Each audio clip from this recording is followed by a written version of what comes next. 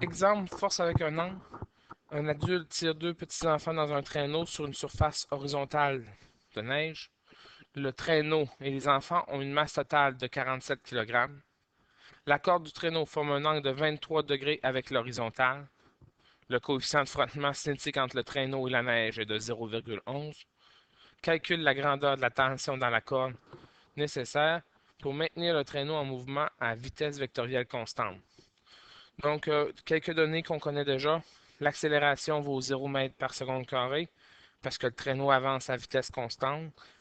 Tout de suite ici, on peut aller avec une autre déduction. Donc, la force nette qui est égale à la masse fois l'accélération est égale à 0. Et pourquoi? L'accélération vaut 0. 0 fois la masse va donner encore 0. Donc, j'ai pas de force nette ici qui va agir sur mon traîneau. La masse, 47 kg, puis coefficient de frottement, 0,11. J'ai déjà dessiné le diagramme de force. Le carré représente le traîneau et les enfants. Donc, quelques forces. Donc, verticalement, j'ai FG, qui est la force de gravité vers le bas. Fn, qui est ma force normale, qui est dirigée vers le haut. Vers la gauche, j'ai ma force de frottement. Vers la droite, j'ai ma force exercée, c'est ma ligne ou ma flèche en verte. Cette flèche-là, elle possède un angle de 23 degrés.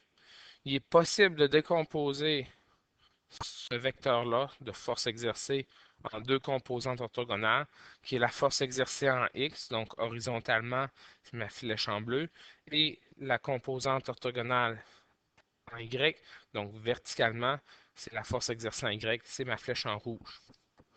Je vais marquer les forces que je connais. Donc, je sais que j'ai ma force de frottement qui va être égale à la force exercée en X. Donc, c'est mes deux seules forces qui sont horizontales, donc selon le X. Puis la somme de ces deux forces-là devrait être égale à 0. Donc, c'est pour ça ici, j'ai marqué sont égales en grandeur, mais sont de direction opposée afin qu'ils puissent s'annuler. Facile de trouver la force de frottement avec la formule, c'est mu fois Fn. Et puis la force exercée en X, c'est la force exercée fois le cosinus de 23. C'est ici ma ligne en bleu que je cherche. Donc c'est le côté adjacent à l'angle de 23 degrés. Donc c'est le rapport trigonométrique de cosinus. Verticalement, un peu plus compliqué, mais pas aussi compliqué que ça. La somme de toutes mes forces verticales devrait être 0 parce que la force nette vaut 0. Donc, tout ce qui est vers le haut doit être égal à tout ce qui est vers le bas en grandeur. Donc, qu'est-ce que j'ai vers le haut? J'ai Fn, puis j'ai F exercé en Y. Donc, ces deux valeurs-là devraient être égales à la somme de toutes les forces qui sont vers le bas. Puis vers le bas, j'ai seulement une force qui est Fg. Donc, c'est pour ça ici, Fn plus F exercé en Y est égal à Fg. Puis ça aussi, encore une fois, c'est en grandeur. Donc, il y a un côté qui est opposé à l'autre dans l'équation. Trouver F exercé en Y, donc c'est F exercé sin 23, c'est le côté opposé à l'angle. Puis je connais FG aussi, que je suis capable de trouver. FG, c'est M fois G, donc c'est 47 fois 9,8, qui fait 460,6 newtons. Maintenant, ce que je veux faire, ça va être de trouver Fn. Donc, en prenant cette formule-là ici, Fn, ça va être égal à quoi? À Fg moins la force exercée en Y. Donc, Fg qui est 460,6. Ici, je ne mettrai pas les unités juste pour simplifier les, le calcul. C'est moins lourd que transporter toutes les unités. Donc, ici, fois la force exercée. Donc, en Y, c'est la force exercée sin de 23 degrés. Donc, j'ai déjà remplacé afin de pouvoir avoir l'inconnu que je cherche. Donc, l'inconnu que je cherche, c'est la force exercée ici. Donc, déjà là, hein, je me retrouve avec ce que j'ai besoin ou ce que j'ai besoin de trouver. J'ai éliminé le F exercé en Y que j'ai vraiment pas de besoin de trouver. À partir de là, je vais être capable de venir le mettre dans ma force de frottement ici. Donc, ma force de frottement, c'est égal à mu fois la force normale.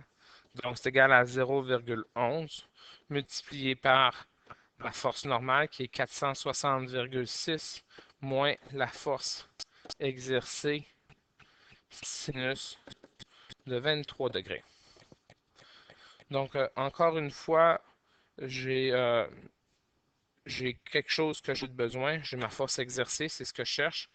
Mais j'ai ma force de frottement ici, qui est moins intéressante. Je n'ai pas de besoin. Mais un petit peu plus haut, qu'est-ce qu'on a dit à propos de la force de frottement? La force de frottement, c'est la même chose que la force exercée en X.